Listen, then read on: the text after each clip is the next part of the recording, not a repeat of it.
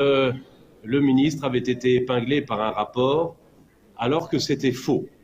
C'est-à-dire que les juges aujourd'hui ont ni plus ni moins inscrit leur arrêt dans une jurisprudence préexistante de telle sorte qu'en aucune façon on ne pourra dire que l'arrêt rendu aujourd'hui est un arrêt politique pour des causes politiques, mais au contraire un arrêt qui suit un droit fil jurisprudentiel. Alors, évidemment, c'est une décision mesurée, mais qui est tout de même très lourdement sanctionnatrice, puisque nul n'ignore qu'en vertu des dispositions des articles L29, 30, etc. du Code électoral, les conséquences pour la vie politique à venir d'Ousmane Sonko sont lourdes. Mais c'était inévitable, eu égard à la posture qui a été la sienne depuis le jugement qui l'avait très modérément condamné. Il en a formé appel et il n'est pas venu devant la cour d'appel. Mais plus grave que cette posture paradoxale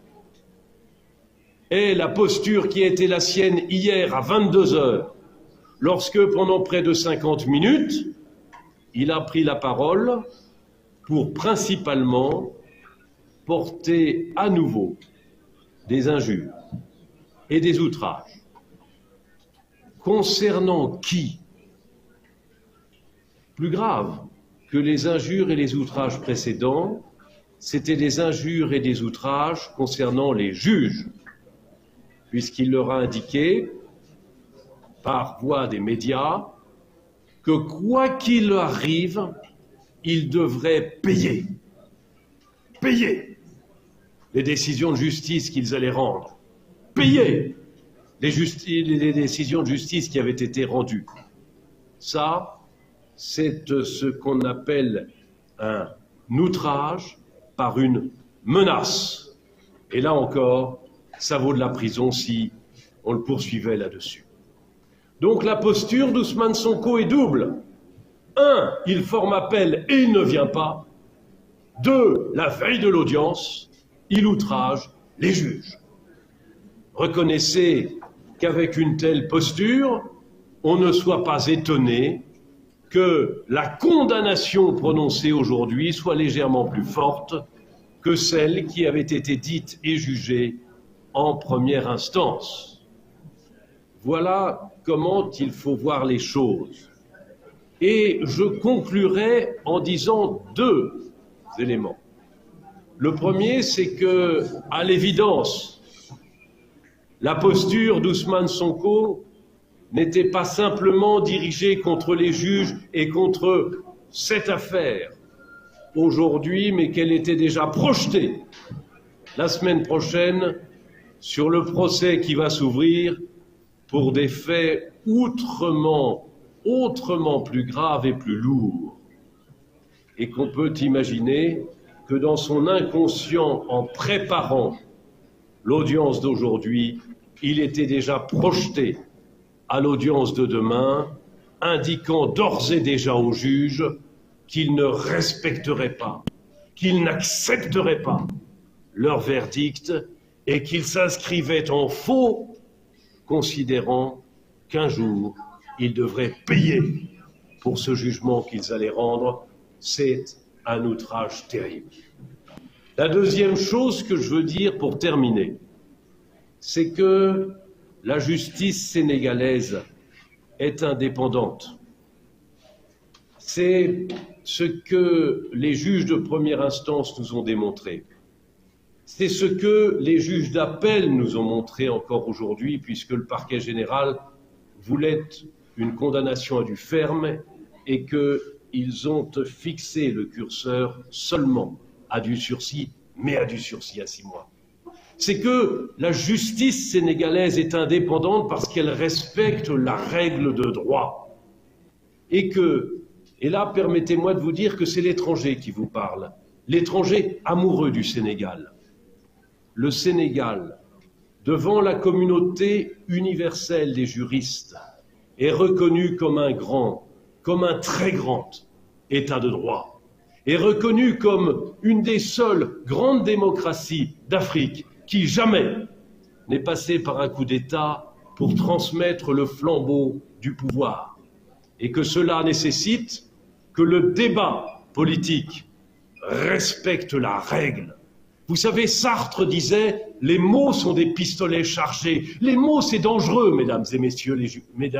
j'allais dire les jurés, vous êtes nos juges aujourd'hui. Les mots, c'est dangereux, et c'est la raison pour laquelle le combat politique doit, pour être libre, accepter un certain nombre de devoirs, et les devoirs sont simples, ne pas injurier, ne pas diffamer, ne pas pratiquer l'outrage. Et c'est ainsi que l'état de droit triomphe à travers le débat politique. Je vous remercie. Merci beaucoup. Je vais donner la parole à Maître Adam Fall. Il va reproduire vos propos et en tant qu'avocat qui a pris part au procès, mais il va parler en wolof. Pour nous faire économiser tout ça.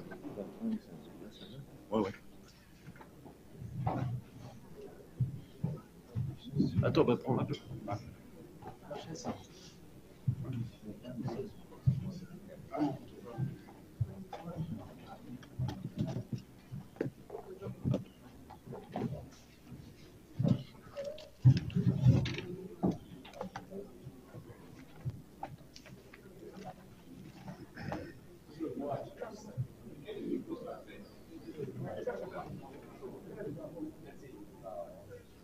Asalaamaaleykum mbooloo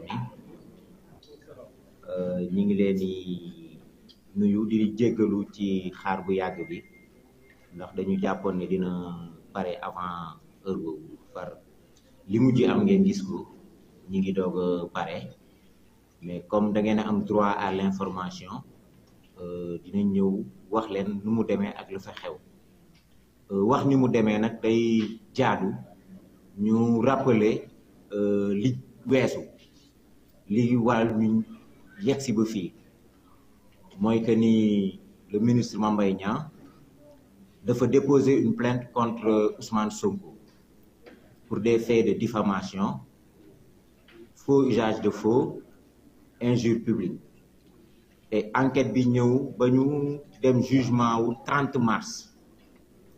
le 30 mars tribunal de grande instance bu Dakar àtte ne toppul Ousmane Sonko wàllu injure saaga topp ko wàllu faux et usage de faux mais da koy topp ci wàllu diffamation ci yëkkati daanu 2 mois avec sursis teg ko ci kawam jël 200 millions ndàmpaay jox ko le ministre Mame Mbaye Niang bi loolu amee procureur de la République mi jàpp ne moom ni ñu àttee méngoowul ak li mu laajoon ndax ku ne xam na ni dafa laajoon 2 ans d'emprisonnement ferme moom dafa def appel ñun ñi nga xam ne ñooy layal Mame Mbaye Niang ñu jàpp ne li ñu laajoon joxuñu ko ndax ku fa ñëw xam nga ne dañu laajoon des dommages intérêts de 29 milliards ñu def appel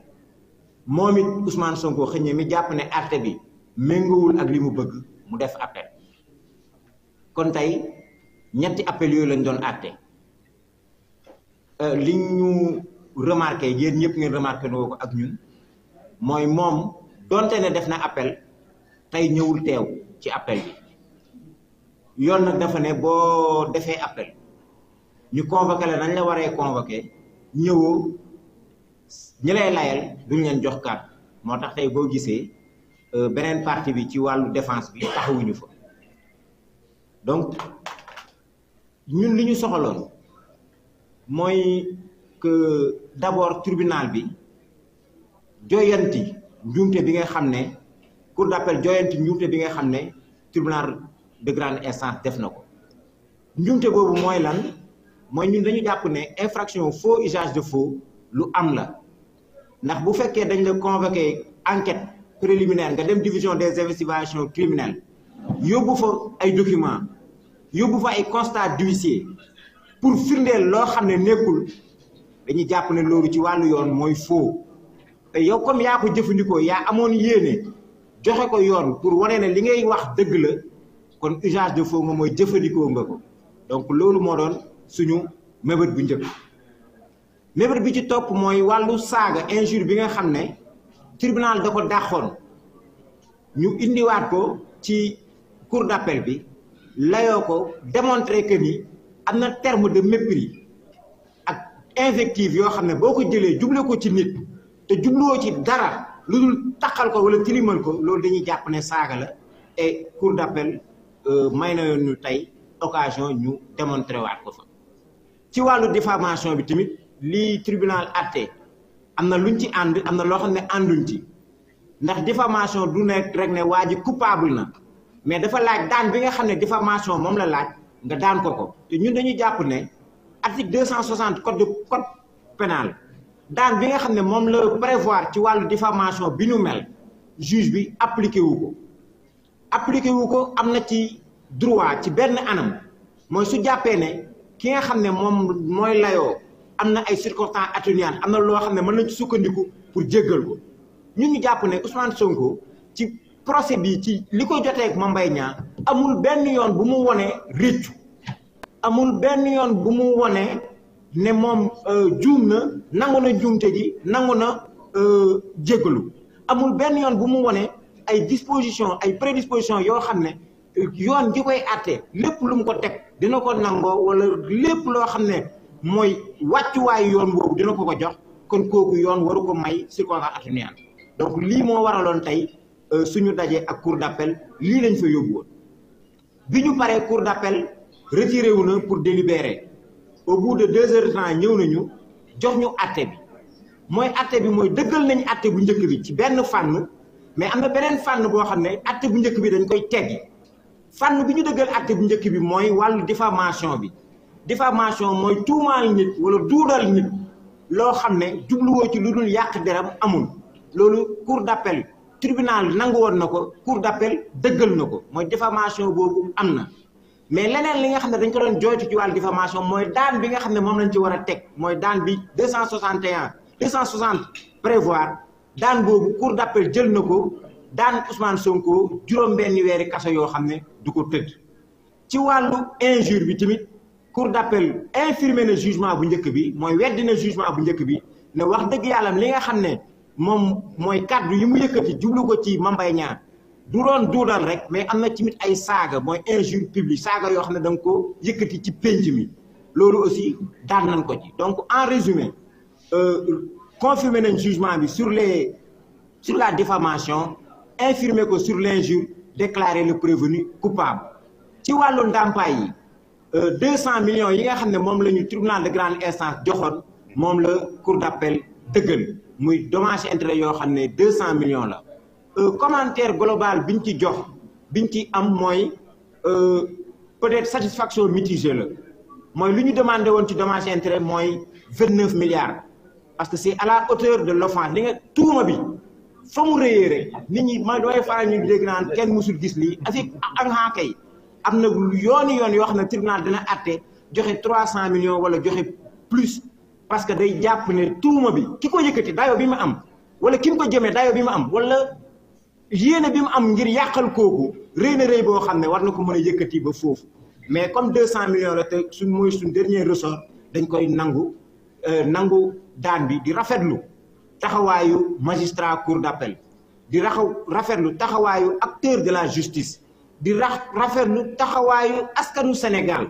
parce que li am ba jeex mooy mbir mi ñaari citoyen ko séq ñaari doomu Sénégal ko séq ñaari doomu Sénégal bu ñuy xëccoo day jaadu ñun ñëpp ñu nangu ne yoonu Sénégal rek moo leen war a àtte il faut avoir confiance en la justice de ce pays ñu am confiance ci suñu justice jooytoo ko fa kenn jaayul kenn doole kenn xeexul ak kenn bundu xataalul kenn dañu am jooyukaay boo xam ne moom la citoyen war a jooy muy yoon ñu dem jooy ko fa yoon jox ñu li nga xam ne mooy suñu àq ñu nangu ko di sant ñëpp di gërëm ñëpp wasalaam.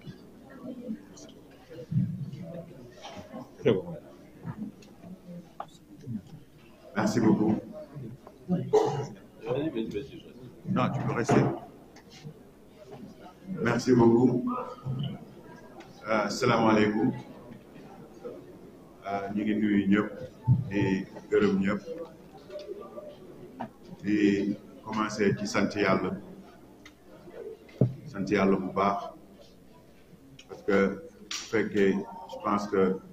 ci wàllu àtte comme ni ko avocat yi waxee bii mooy ñaareelu yoon ñuy àtte sama diggante ak Ousmane Sonko donc bu fekkee ni que ci wàllu participation la jàpp naa ni egg nañ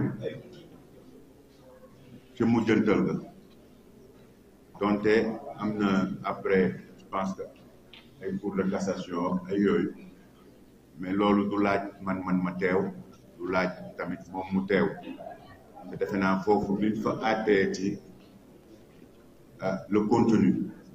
luñ fa àttee ci ndax indi na rapport wala indiwul rapport wala ndax li mu wax dëgg la wala